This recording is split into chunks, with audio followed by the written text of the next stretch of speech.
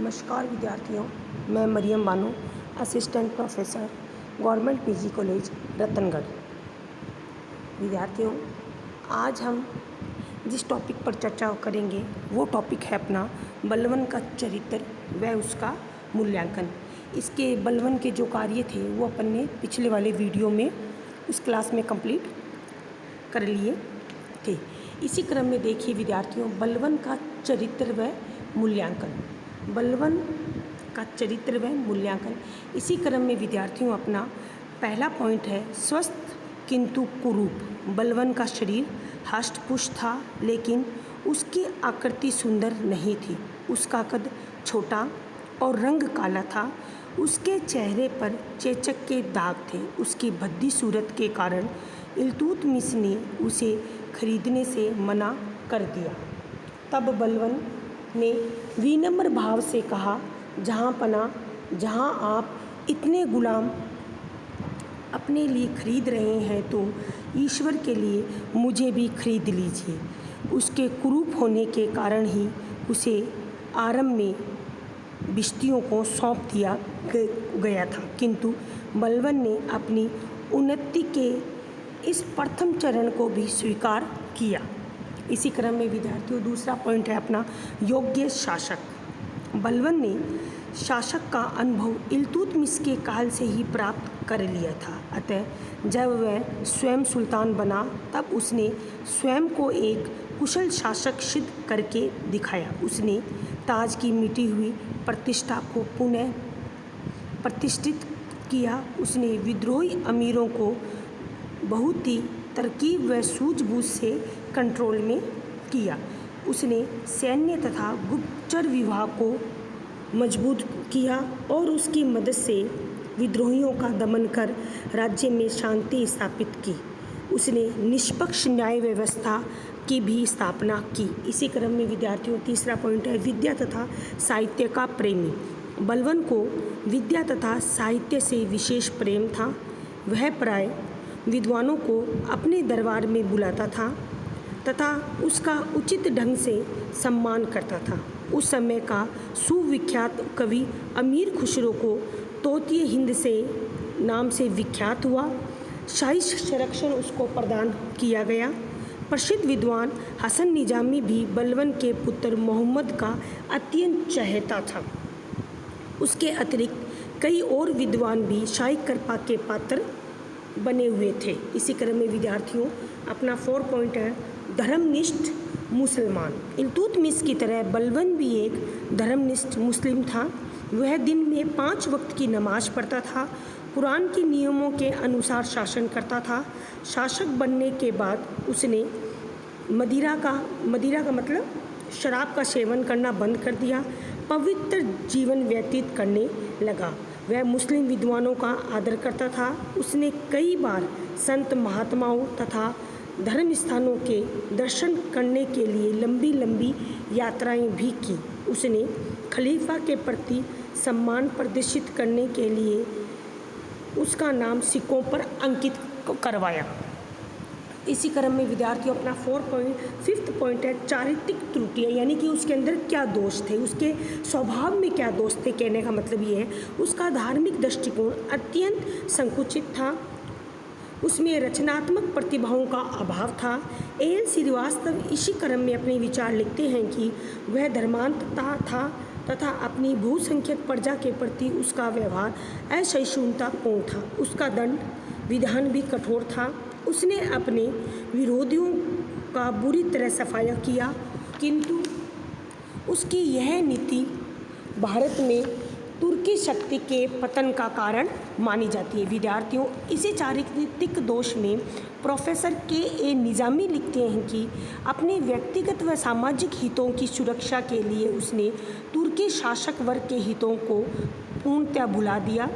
उसने तुर्की सरदारों की प्रतिभाओं को इतनी क्रूरता से नष्ट किया कि वह सियासन के लिए खिलजी उनके प्रतिद्वंदी बनकर सामने आए तो वह पूर्णतः असहाय व पराजित कर दिया गया। कौन? बलवन को। कि उसका व्यवहार ऐसा था कि लोग अब नए वंश खिलजी को सपोर्ट करने लगे थे। भारत में तुर्की शक्ति के पतन में बलवन के उत्तरदायित्व से इनकार नहीं किया जा सकता। इसी क्रम में विद्यार्थियों देखिए बलवन का वाकई इतिहास में क्या स्थान रहा। बलवन का मध्यकालीन भारतीय इतिहास में प्रमुख स्थान है।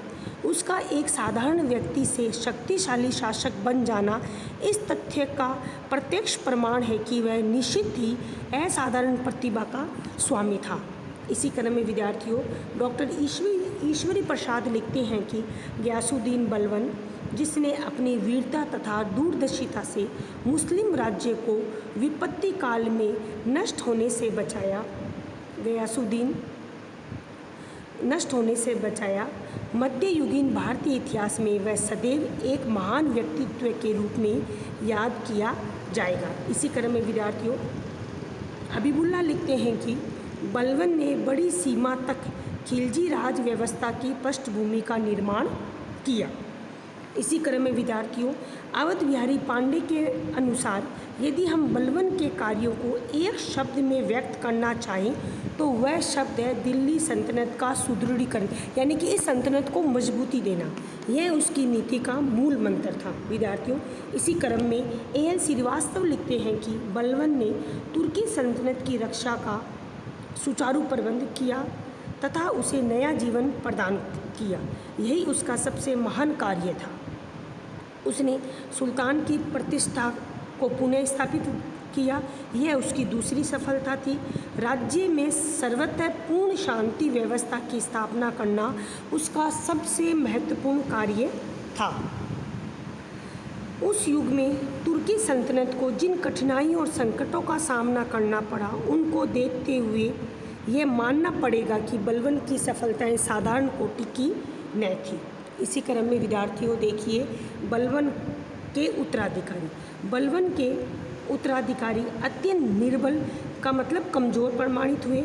बलवन ने अपना उत्तराधिकारी अपने बड़े लड़के मोहम्मद के पुत्र के खुसरो को घोषित किया था, किंतु बलवन की मृत्यु के पश्चात अमीरों ने बलवन के छोटे पुत्र बुगरा खां के पुत्र केकूबाद को राज सिंहासन पर बिठाया। किंतु जून 1290 में केकूबाद की हत्या कर दी गई और इसी के साथ विद्यार्थियों गुलाम वंश का पतन हो गया। यह लगभग अपना टॉपिक खत्म है, पर अपन एक चर्चा और करते हैं आगे कि क्या कारण रहे कि गुलाम वंश का पतन हो गया। देखिए विद्यार्थियों इसमें कुछ छोटे छोटे टॉपिक हैं, थोड़ा सा डिस्कशन करते हैं। गुलाम वंश के पतन के कारण, इसमें नंबर 1 पॉइंट है गुलाम सुल्तानों का विदेशी होना। गुलाम सुल्तान विदेशी तुर्क था। भारतीय जनता हिंदू थी, उससे घृणा करती थी। बलवन तुर्की नस्ल की श्रेष्ठता में विश्वास करते हुए भारतीय मुसलमानों को शासन में स्थान देने के लिए तत्पर नहीं था। इस प्रकार गुलाम शासकों को न केवल हिंदुओं को उनके राज्यों से वंचित किया, बल्कि अपनी नस्ल, संस्कृति व धर्म की श्रेष्ठता को भी बनाए रखने का प्रयत्न किया। बंडी आगे लिखते हैं कि बलवन ब्राह्मणों का बड़ा शत्रु था, उनका अमूल नाश करना चाहता था, क्योंकि वह उन्हें क्रूफ की जड़ समझता था। निसंदेह गुलाम सुल्तान ऐसे सार्वजनिक भलाई के कार्य करने में अधिकांशतः असफल रहे जो उन्हें बहुसंख्यक हिंदुओं की सहानुभूति दिलाने में समर्थक हो सकते थे, परंतु ऐसा नहीं किया गया। इसी क्रम में दूसरा पॉइंट देखिए उत्तराधिकार के नियम का अभाव। सुल्तान ने अपने वंश के इल्तुतमिश ने अपने वंश के अधिकार को दिल्ली के सिंहासन पर सुरक्षित करने के लिए खलीफा से स्वीकृति ली और वह अपने वंश के अधिकार को कानूनी यानी कि वैध बनाने में पर्याप्त सफल भी हुआ, परंतु इस संपूर्ण काल में तुर्कों में स्वयं मुसलमान के पद को प्राप्त करने के लिए संघर्ष रहा। उत्तराधिकार का कोई एक नियम विकसित नहीं हो पाया। यहीं से विवाद प्रारंभ होता है विद्यार्थियों। ऐबक से लेकर बलवन के समय तक तलवार की शक्ति से ही सुल्तान का पद निश्चित हुआ। ऐसी स्थिति में खिलजियों ने भी सिंहासन प्राप्त करने के लिए तलवार की सहायता ली और अंत में सफलता प्राप्त की। इसी क्रम में विद्यार्थियों तीसरा पॉइंट है मंगोल आक्रमणों का भय। गुलाम शासकों को सदैव मंगोल आक्रमणों का भय बना रहता था। इनका सामना करने के लिए धन की आवश्यकता थी, जिसका गुलाम शासकों के पास अभाव होता था। यद्यपि बलबन ने मंगोलों का सामना करने के लिए कुछ कदम उठाए, किंतु उसके लिए भी उसे अपार धन खर्च करना पड़ा। इसी क्रम में विद्यार्थियों 4 पॉइंट है असक्षम प्रशासनिक व्यवस्था। गुलाम वंशीय शासन में प्रशासनिक व्यवस्था उच्च श्रेणी की थी। बलबन के अतिरिक्त किसी अन्य शासक ने इसको संगठित व सुव्यवस्थित करने का प्रयास ही नहीं किया। इसी क्रम में विद्यार्थियों अगला पॉइंट है गुलाम शासकों की भूलें। अनेक गुलाम शासकों ने भयंकर गलतियां की, जिसका दुष्परिणाम गुलाम शासन के पतन के रूप में हुआ। इल्तुतमिश ने 40 गुलामों के दल का गठन किया, किंतु उनकी शक्तियों पर अंकुश न रह पाने के कारण वे आगामी शासकों के लिए सिर दर्द का कारण बन गए।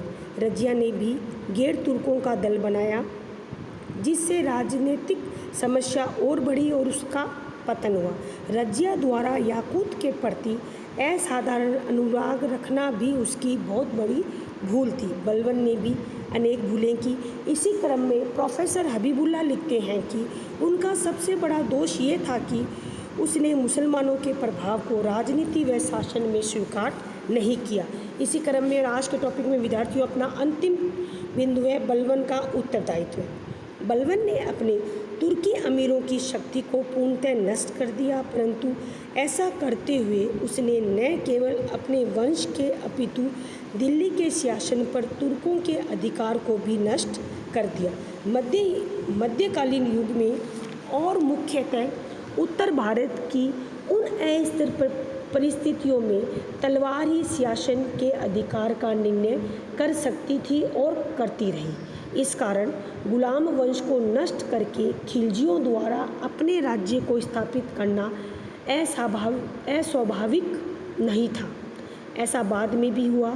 दिल्ली सल्तनत के समय में हुए विभिन्न राजवंशों में परिवर्तन का कारण तलवार की शक्ति ही रहा। विद्यार्थियों आज अपना टॉपिक बलबन कंप्लीट हो गया है। जो कल अपन नेक्स्ट जो अपनी क्लास होगी ऑनलाइन, उसमें अपन पढ़ेंगे खिलजी साम्राज्यवाद, जिसमें अपने जलालुद्दीन खिलजी है, अलाउद्दीन खिलजी है, इनके कार्य और राज सत्ता प्राप्त करने के क्या तरीके अपनाएंगे, उस पर हम डिस्कशन करेंगे। Thank you.